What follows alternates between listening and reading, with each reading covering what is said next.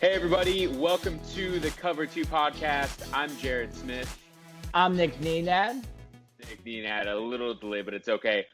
We got a good show for you lined up today. We are discussing Major League Baseball and a potential return with a shortened 82-game season. It's currently in the works right now. There hasn't been a deal that has been reached, but at least there's movement going on there. So we will get into that topic, as well as get into the UFC fights that happened this past weekend.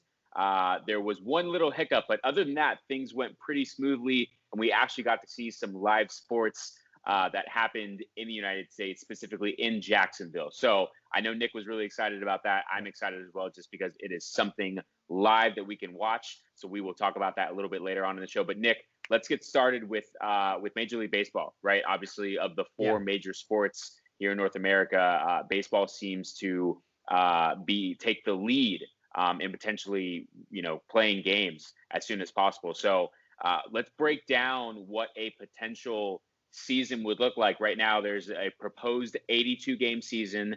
82 from 162, obviously half, but at least it's something. A 14-team playoff. Talk to me here about just some of the nuances and what you think about this. Well, yes. So the MLB owners, all 30 owners, agreed on this new proposal, and now it's been turned over to the players.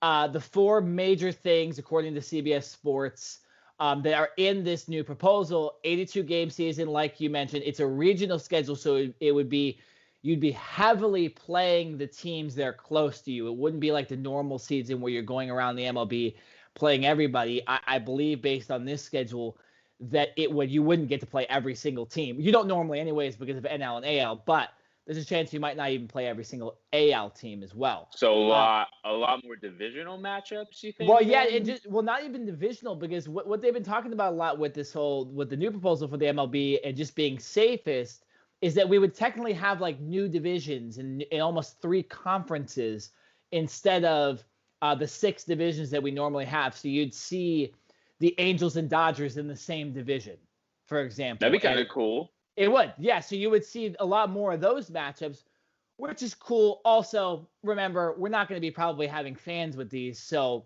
it's as cool as it's going to get, right? You get to see Mike Trout versus the Dodgers, or for us, or you get to see, the Yankees and Mets or the White Sox and Cubs a bunch of times during the year. But, you're not getting to enjoy it yourself. So take that for what it is. Also, a big thing, universal DH. Jared, that was my next question, because if we're talking about interleague play, obviously the NL doesn't have DH. So, okay. All right. You cleared that one up for me. Yeah. So universal DH is absolutely in this proposal as well. It'd be 30-man active rosters. Normally it's 26. So you're adding 4 more players. That likely is to help pitchers more than anything else. And also I would guess that, there's going to be less minor league games this year, if any. So it gives a chance for some of those younger guys to get on a roster as well. It said with a 20-player taxi squad. I'm not exactly sure what that means.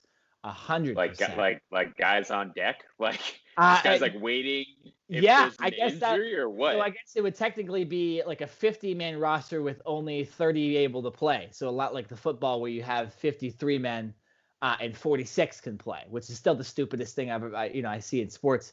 I think we can agree on that. So, okay, so then 30 players will be able to dress, but a team would be able to pick between 50 players each game they wanted to dress. I would assume it would be something like that. I think it's just based off safety. You don't want players coming from minor league organizations, from other places, stuff like that. You want as many players on deck as possible.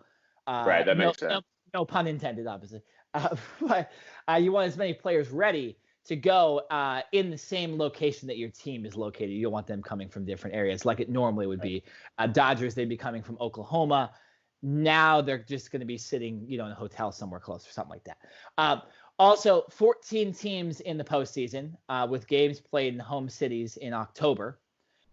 So what do we have normally? 10 that make it? I'm trying to, we only have 10 teams that normally make it. I believe you would know better than me. Yeah. So you normally have the 3 divisional teams and the 2 wild card teams. In each division, it's 5.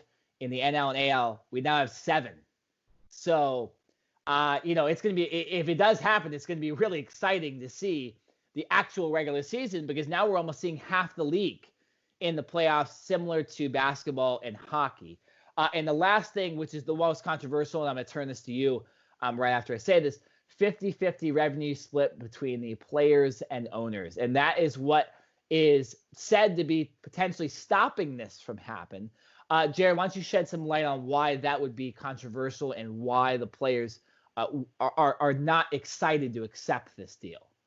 Hell no. Are you kidding me? I get it. The owners, they own the teams, but they aren't the ones that are out there on the field playing and, risking their safety more than others to go out and play the sport. So, yes, the players obviously should not be getting paid as if it was a 162-game season.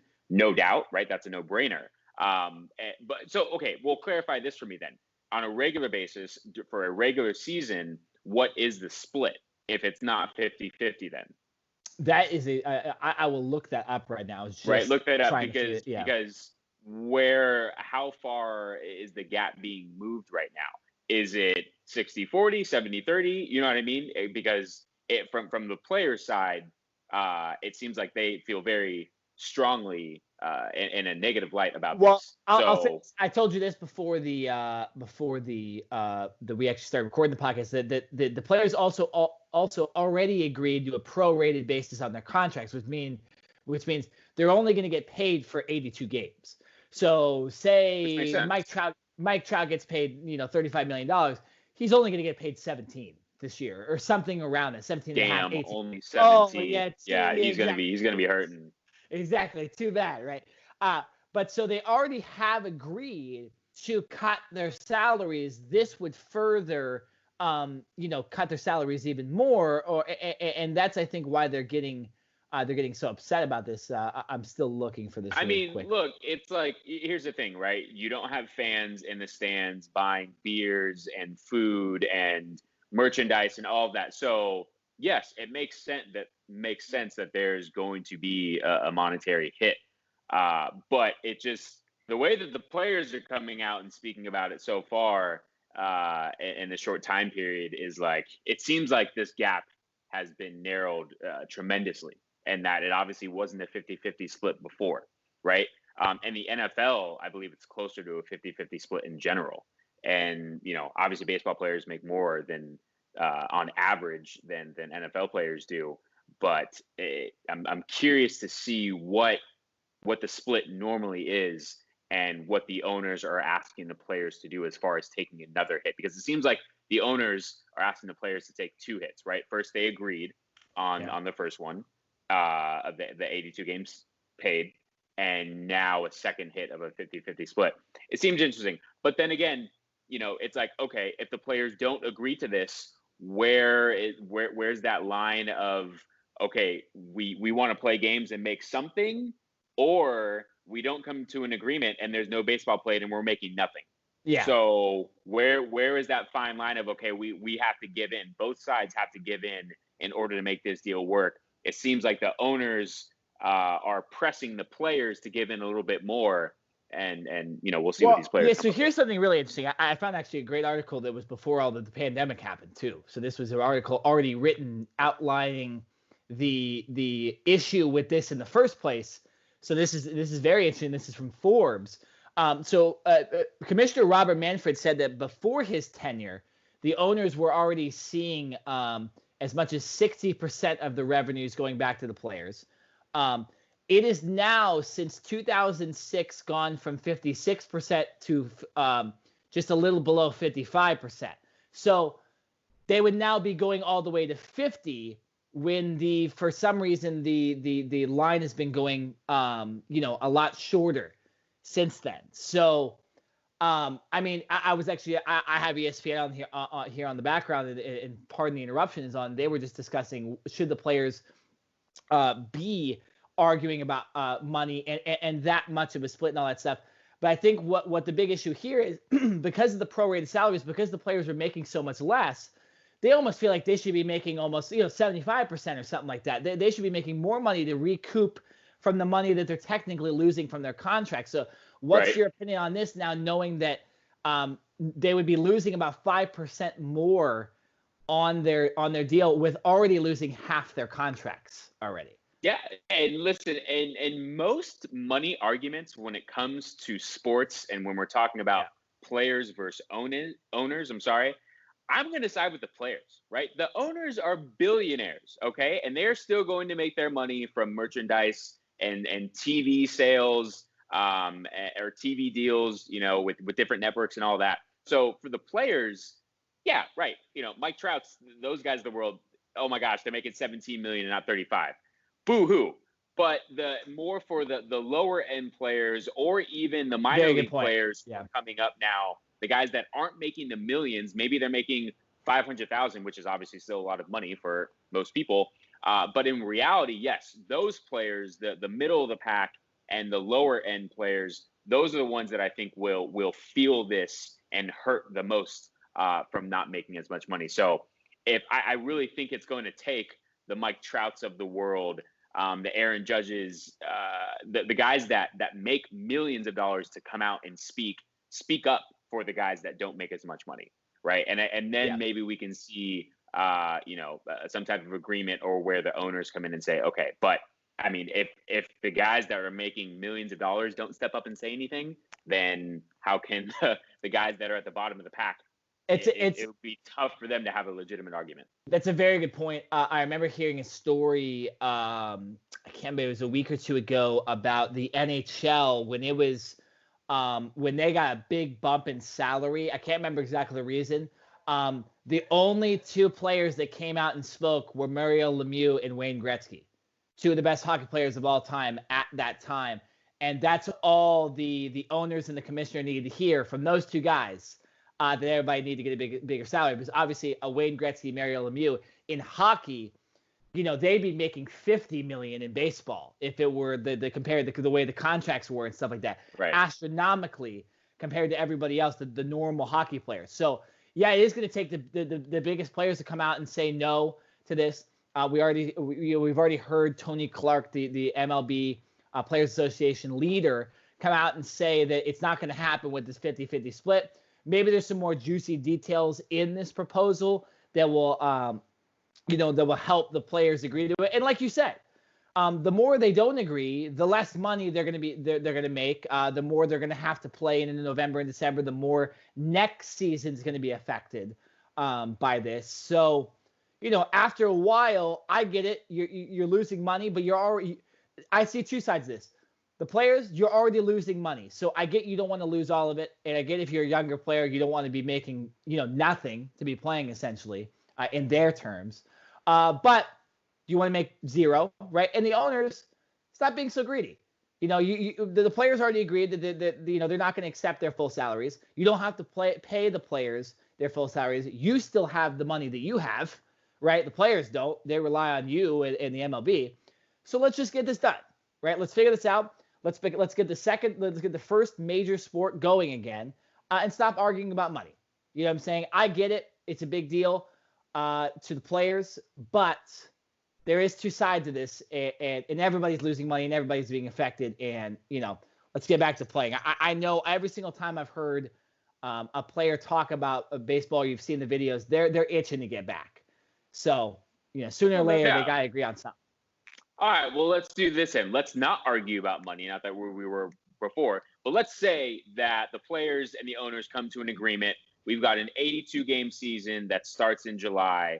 Yeah. Now, one of the first things that popped into my head was, okay, 162 games. I'm sorry to say it, but that's so much. It's tough to get excited about baseball in the very beginning, at least the first few months, because last year we saw with the Nationals, I believe they were way below 500, right? They were like 20 and 50. I forget what their record was, but they were atrocious. Like, no one thought that they're going to make the playoffs. And then what happens in the second half of the season is they make this tremendous run, and obviously it's the rest is history, right? So because we are now shortened to an 82-game season, it's almost like every game is going to be more important. Like from game one, it's going to be important that you win, right? You can't have these 3, 4, 5 game losing streaks, you can't lose 2 or 3 series in a row. Beforehand, because there were so many games to play, it wasn't a huge deal. But now it's almost like these games are going to mean something right away. And especially when we get to that 30-game, 40-game mark, it's almost going to be like the playoffs are going to start right there. So, kind of shedding some good light on this, we're going to see what I would hope for is some more meaningful games early on in baseball when typically you don't get to see that until the second half of the season. Yeah, no, you make a very good point. It's gonna be crazy from the beginning, and my Dodgers usually don't start well either. So I'm a little afraid. I'm like, hopefully they can. It's gonna be a lot of different circumstances. Obviously, there's gonna be no fans and stuff like that. So you're not gonna have the normal situation. You're not gonna have the normal atmosphere. But yeah, man, some of these stacked teams, if you just don't get off to a good start, or say a Mookie Betts isn't used to the Dodgers roster and gets out to a bad start, we may be seeing the Dodgers, not make the playoffs. Right. This would be the year where you can see a team who was never projected to make the playoffs, and all of a sudden they go on a run, and they are fortunate enough they stay healthy, they don't get injuries, and you could see Diamondbacks, or who knows. Like I said, a team that's kind of below the pack kind of come up and steal the show and win the division. So I think this is, one of the craziest years as far as it's so unpredictable, right? And, if you're Vegas, you got to love it because all the betting that's going to happen and all the money that's going to come in from this, or, make up from the lack of the last 2 months or so. But I think there's just going to be a lot of unpredictability. And I think it's good for baseball to have that parity. Almost, I feel like the NFL is the best when it comes to parity every single year. And mainly because there's so much turnover, but you never know who's going to be good. One year you can make it to the Super Bowl like the Rams, and the next year you can be just average, right? And so this year I think we're going to see that type of thing in baseball if in fact we do have that 82 game season. Another question I have for you. So if the season starts in July, is there going to be a spring training? Is there going to be a 2-week, 3-week, even a month period where guys can come back and obviously practice again? Because I'm sure some guys are still working out, but it's not like everyone has a batting cage, in their garage or in their basement that they can go and hit balls in and all that stuff. So anything in there about a spring training or a couple weeks of practice? It's weird for this proposal. There's not. But I remember when we talked last week, we did discuss this possible July 4th date. So I think this is all kind of coming from the same exact thing. So it's all tied in. Okay. Yeah. Okay. I would expect it to be, and what we heard last week was it was going to be about a 3-week spring training starting in June. Obviously, that still makes sense if the season starts July 4th. And yeah, you're right. Everybody needs that. You need that. You can't really have a sport where you don't have a preseason because it's for the players. It's not for the fans. We don't care about preseason. We like football is exciting because it's football again. But like after like the second preseason game, I'm like, let's just get. Listen, everyone loves football preseason week 1 because there's such a long off season. Yeah, right? yeah. There's like a 6-month off season where there's a huge gap of no football. So immediately everyone gets excited about football. And it's like, oh my gosh. And then after you watch that first game, or maybe even during that first game, once the starters get pulled and there's third and fourth stringers in there, guys that you've never heard their names before, you all of a sudden go, okay, it's preseason again. Let's get to the regular season. So I think the same thing in baseball. It's going to be that crazy effect at first of like, oh my gosh, there's live sports going on, even though the games don't technically matter. They're just exhibition games. And it's going to be like, okay, after seeing a couple, it's going to be like, all right, I think everyone's ready for the regular season games and to see some real live action going on. Yeah, no, for sure. I mean, obviously, I'd be excited if we have preseason games for baseball, just because it's sports, right? Like, and we'll talk about the UFC in a second. How joyous that was for me just to watch a sport, for God's sake, just to during this weird time. But yeah, so it was yeah. So I would assume there's a preseason in the first 2-3 weeks of the in June, so coming up relatively soon because we're in mid-May now. And the players would get back going, and like we're talking about, wow, it would be crazy how quickly, we'd see this season end, and how these first games are just as important as the last, right? Like because 82 games, I mean that's like baseball that's like hockey and basketball, right? Where you get off to a bad start, it'd be like the NBA taking away a playoff team. Right, or even less because of the way baseball is going to do it. They're going to have like a 3-game playoff and all this stuff for the wild card, and we'll get into that more when it kind of comes out. But it is going to be really, really fun to watch if this is the proposal. Now, again, the MLB players could just disagree on this. But I do believe this will be like what it's going to look like if we have a baseball season, right? Like they can disagree on this specific proposal, but all that's going to happen with, a lot of the politics stuff we see with the stimulus check and all that stuff, eventually it gets pretty quickly resolved. Once, if there's one issue, you just fix that one issue and right. It seems like right now the issue is with money. It's not necessarily, it's not on the games or the amount of games that are going to be played. It's not on the divisions or conferences that are going to be created. And it's not on the playoffs. It's not actually about baseball. It's about the money, which obviously that's always what it comes down to. So if both sides can get the money part right, then more than likely we're going to see baseball pretty soon. I think it's that simple. Well, that's what I'm saying. That's why we talked about it last week and we're talking about it this week, because it does seem like we're getting progress. Unfortunately, we haven't heard really anything for hockey or basketball recently. What's going to happen there, unfortunately. But baseball, which is technically a social distancing sport, right? It's the one we would expect to start first, but it is exciting to see that happen. Now, Jared, we did have a sport happen this last weekend, and I want to talk about both its return, what it means for baseball, basketball, and hockey, and also the ramifications of what ended up happening. The UFC did return this past Saturday, UFC 249, a stacked card for many MMA fans, a card that did not disappoint. And so what we were talking about last week, Jared, when we were talking about testing and what would happen if somebody tested positive and all that stuff. Well, there was happened.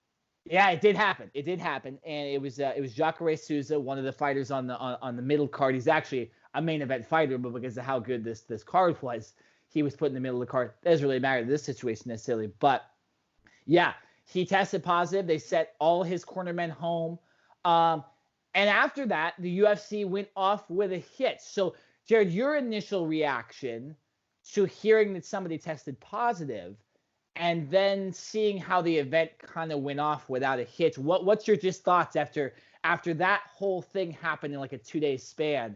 What are your thoughts on that specifically with the UFC event and what this might mean for sports later on? Literally like the air being sucked out of a balloon, right? You're so excited. You're so amped. You're ready to see some live sports. It doesn't matter what it is. The fact that it's UFC and that's already an exciting environment in itself.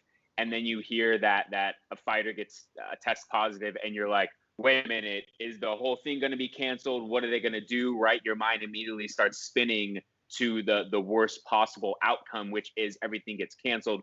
Fortunately, obviously the UFC, I think, did a great job of planning this, and all the fighters and their trainers and everyone in their group stayed separate from everyone else, right? So it's not like there was no pre-fight, there was no pre-weigh-in where guys are getting really close to each other and you have that minute or so of interaction.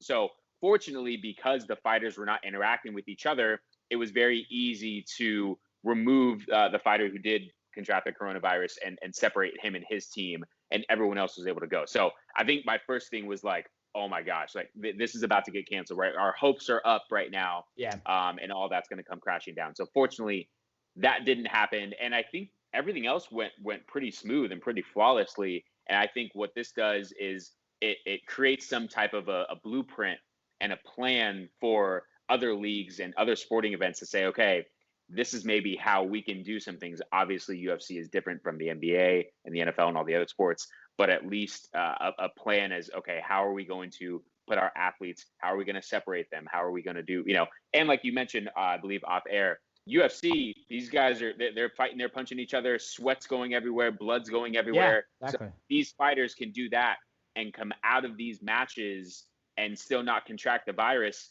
That is a good thing, a step in the right direction for other sports like basketball and football, where it's the same thing, contact sports, sweat's flying everywhere. You guys are interacting with each other. So I was, I think, just nervous until the very end, but then happy to see that everything went as planned for the most part. And coming out of it, no one had contracted the virus. Yeah, and like we talked about last week, the UFC for multiple days tested their fighters. We only saw one. We saw. It was actually Jacare Souza and two of his cornermen tested positive. Makes sense because they're all around each other, right? But Everything went off, and we haven't heard anything since this happened last Saturday as far as anybody testing positive, anybody falling ill yet. Obviously, we'll see after this whole week, because they do have 2 more events happening. But I honestly, Jared, I think if we have, 3 events worth of fights in the same place, and we only have this Jacare Souza situation where he's the only one that tested positive. Let me remind you too, I talked to you about this off air, that there was a lot of fighters that were rumored at saying that Jacare was telling people he'd been around people with the virus as well, hadn't been practicing. Stupid. Yeah, hadn't been practicing. It's like, come on, man. Like, you have a fight coming up, and you're still gonna put yourself in that type of situation. Like, I don't want to say you deserve to get coronavirus, but it's like, come on, man. You gotta be smarter than that, right? Well, yeah, but you got money on the line. You got a fight in the line, and then you go do some dumb stuff like that. What I think it sheds light on is that if everybody just does their part, there won't be a problem, because nobody else tested positive for this. Everybody had been social distancing. Everybody had been training. It seemed like everybody did their due diligence. Unfortunately, Jacare Souza was the only one that did not, and he ends up testing positive with no symptoms, by the way. It wasn't like he said, "Oh, I'm feeling sick." No, it was just the test that resulted in him. Same with the 2 cornermen that were with him the whole time as well. So I think if we go 3 events in a row, multiple announcers, multiple media members, multiple cameramen there, all being tested every single time, all being tested positive, I don't see why this can't be the beginning of sports returning, right? As long as they follow the same blueprint. I'm reading here on one of the articles that the UFC created a 25-page document to address health and safety protocols, which included disinfecting the octagon between bouts and mandating tests and masks for nearly everyone in attendance. So if you can do that for the UFC, I'm sure you can do that for a basketball game as well. You can definitely do it for baseball. You can do it for hockey, football. A lot of people involved in that. But we'll see. It's definitely a good sign. And after watching the event and how brutal some of the fights were, if it does come out that nobody else tested positive for this, it just shows that we can return. We can return to anything. We return to going out to dinner with each other, as long as everybody's practicing social distancing. It's really a good sign. And I personally am glad the UFC was able to do this, to provide that kind of that notice that sports may be able to go on.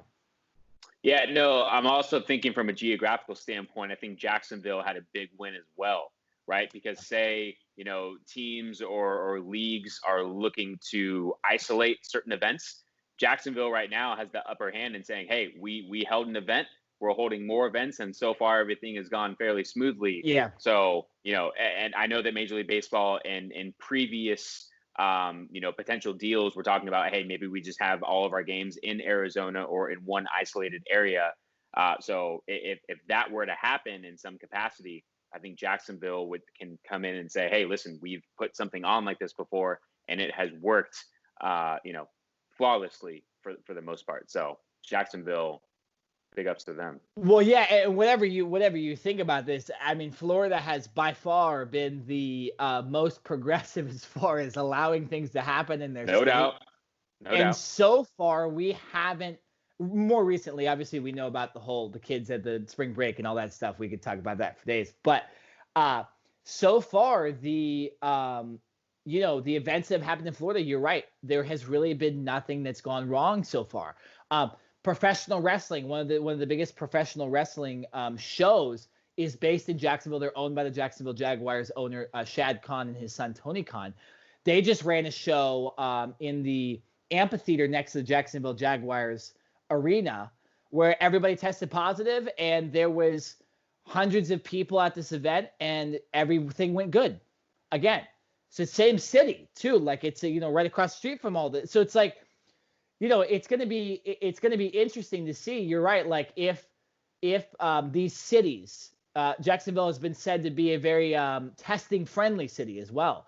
If these cities continue to provide the proper testing, we'll be able to see sports. And I kind of hope that a lot more cities will allow as much testing as, say, Jacksonville. We've heard Los Angeles is allowing testing to everybody. anybody in the world. I mean, you could go get a test in Los Angeles if you wanted to right now. So, I just think this is a good sign, and I hope that next week we're not talking about, oh, there was a epidemic at the Jacksonville Memorial Arena, right? Good. Like where. Yes. Yeah, where we go, oh, it really didn't work, and now we're going to be swatched back. But so far, the reason we're talking about this on this podcast is, everything is good right now, and I was for sure excited about that as well. Now they did announce that the biggest winner of this card was a guy named Justin Gaethje, who ended up winning the lightweight championship. They said that his next fight is probably going to be happening on Fight Island. Jared, I want to get your your thoughts on Fight Island. I know you're not the biggest MMA fan, but what are your thoughts when you hear about an island being purchased by Dana White that apparently is going to be ready by the summer? It's Dana White, man. It doesn't surprise me. Dube will do whatever it takes to get these fights going on, right? Obviously, he says, okay, if these can't happen, in normal stadiums or normal arenas, then I'm going to go buy an island, right? And yeah. I think it'd be pretty cool, right? That listen, if you're not going to have fans involved anyway, what's the difference of fighting at T-Mobile Arena in Vegas, or a random remote island, right? Better views. It'd probably be an outside fight. That'd be pretty interesting. So on the beach. I'm all for it, man. Right? I think it sounds interesting, even if you're not into UFC or you're not into fighting. When you hear an island fight, that's gonna, I think, for most people, kind of trigger or pique an interest, and I think they would get a lot of views from it. Also from outside, like I said, the normal UFC fans. So it would generate a different type of fan coming in, and so I think it's genius, man. I think it's brilliant. Now, on a regular basis, no. When quarantine ends, let's get back to having fans. Let's get back to an arena. Yeah. But right now, I would be down to see a fight card and see how it would turn out. I'm with it. Yeah, I know. And what's funny is the entire broadcast, they were talking about Joe Rogan and them were discussing how that nobody knows where it is either. So he's keeping this like a deep secret, really? Yeah, he's keeping it secret, and so we'll see what's going on. I'm seeing this. There's a developing story here on ESPN. It says NBA PA. Sorry to switch topics, but it says NBA PA polls. Just changed. Hold on. It looked like it polled its players on do they want to try and play the season again. Well, I can tell you the Lakers are going to say yes. LeBron James is all in. Yeah. I know. I'm sure. Yeah, you're going to see. Oh, the Hawks don't want to play. Like the Knicks don't want to play. Listen, I mean, if you're not in playoff contention, then from a competitive standpoint of making the playoffs, right? But here's the thing: these players also, I believe, did not get paid for this month. If I'm not mistaken, April was the last month that NBA players were receiving a paycheck. So, from a money standpoint, yes, I'm pretty sure that all these guys want to come back and collect some type of paycheck, even if it's not their full salary. So it would be interesting to see if it's just almost like we're May into June. I mean, playoffs, we should almost be at the NBA finals right now, right? So if the NBA does come back, then they have to figure out, did they come back to a 2-week regular season and then go into the playoffs? So they come back straight into the playoffs? I feel like there's so many different dynamics that go into the NBA because they had to stop mid-season, to whereas with Major League Baseball and other sports that hadn't started yet, it's a lot easier for them to, they have a clean slate and they can just start fresh from the beginning. Well, yeah, no, it'll be interesting to see what the NBA does. I think I forget if we were talking about this on the podcast here before, how, basketball and hockey, there's a lot more contact going on. So it's a little tougher to start those sports right now. And also, what a lot of people don't understand, too, is that you can't just start the season whenever, because then you're jeopardizing next season, right? That normally the 2020-21 season would have started around Halloween. If you're watching Last Dance, you see the beginning of each season starts around November, right? The beginning of November, Halloween-ish. So if you're starting this, if you're doing this, you're playing the rest of the regular season and you're playing the full playoffs. If you start that right now, you're going into next season. The next season's getting moved, and it's affecting next year when a lot of this stuff might be over, right? And you're still affected by it, even though you shouldn't have been. So I remember you discussed the fact that that there might be a season starting around December. That would make a lot more sense to me, because it's almost like canceling the 2020-21 season while also not canceling, because you're just having the year end normally, a little bigger off season normally. I guess guys that are drafted, it would affect them. But other than that, I think that's what more we would see. Also, I think basketball really wants fans. I can't really imagine watching basketball games too many times without fans, right? It's not the same. I can't imagine any sport. I mean, we did see it with UFC, and it was able to succeed. But to watch a football game where home field advantage is such a legitimate thing, right? Or even in baseball, right? When you got maybe if it's not fans cheering, but you have the wave going on, or just whatever it is. Like, there's just certain elements that fans bring to the table that can never be replicated. And we're at the point now where it's, do you want are players going to wait for fans to come back because that's going to be a longer haul, or are players willing to come back without fans? And at this point, as a fan, I'm willing to see any sport without fans in attendance, because that's how desperate I am, right? Maybe a month ago, I would have said, you know what, I can wait. Now, no. Sports without fans, bring it all day. Yeah, I'll tell you this personally. I watched the entire UFC card, and I'll be honest, it wasn't much different. Like, it wasn't. UFC is a little different, obviously, because really the fans don't bring that much of a advantage to anybody. It's only when there's a big hit or a knockdown or something like that. It's not like they're constantly cheering, or there's music in the background or something, or cheerleaders that's getting the crowd hyped or something like that. So I see your point with UFC.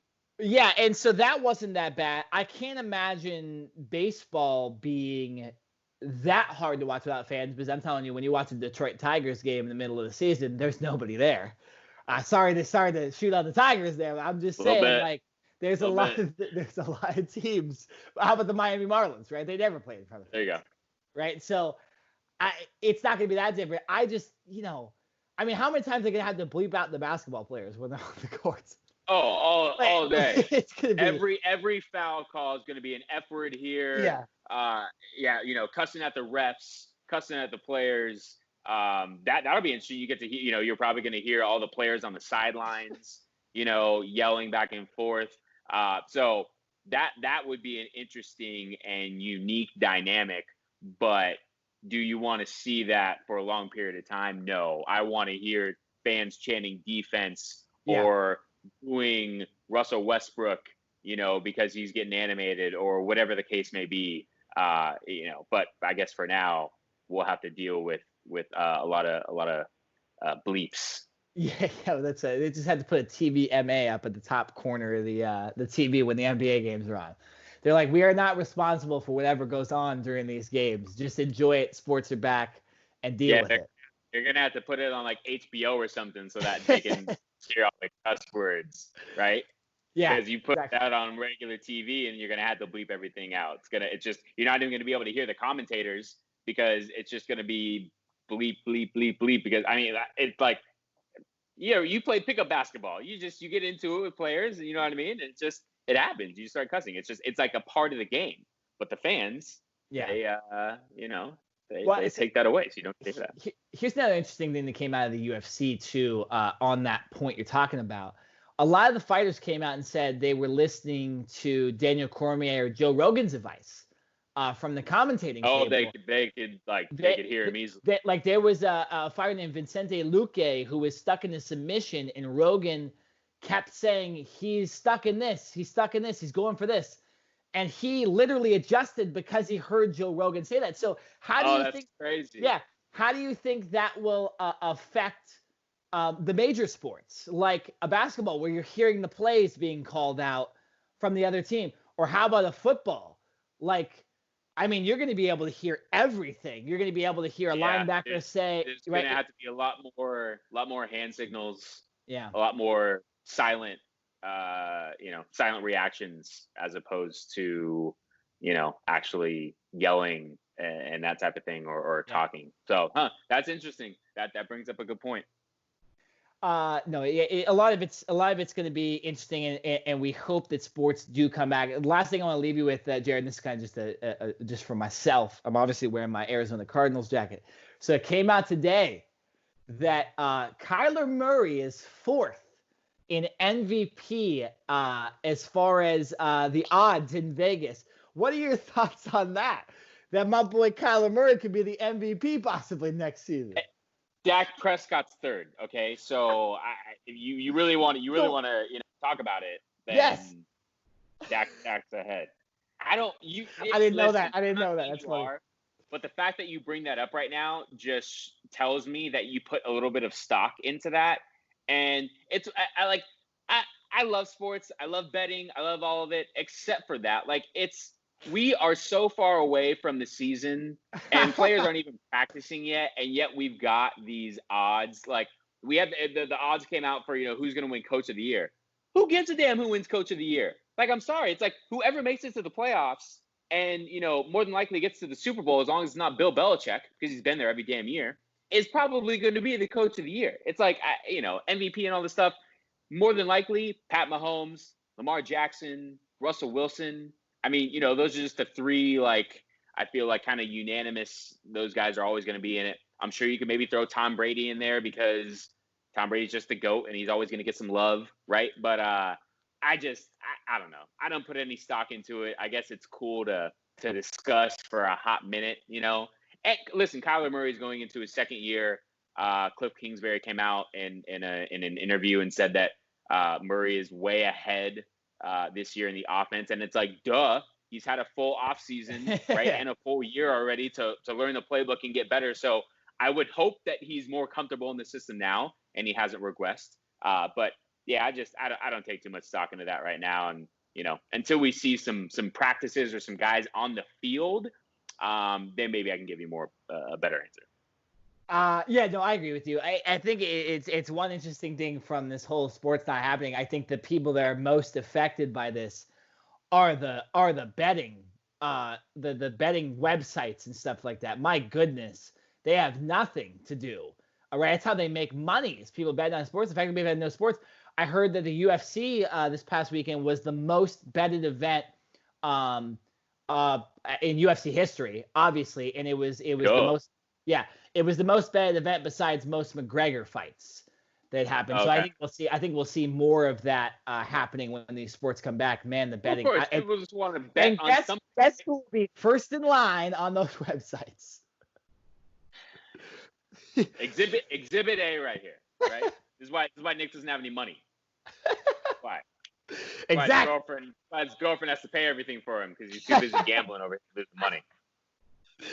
How did you know that?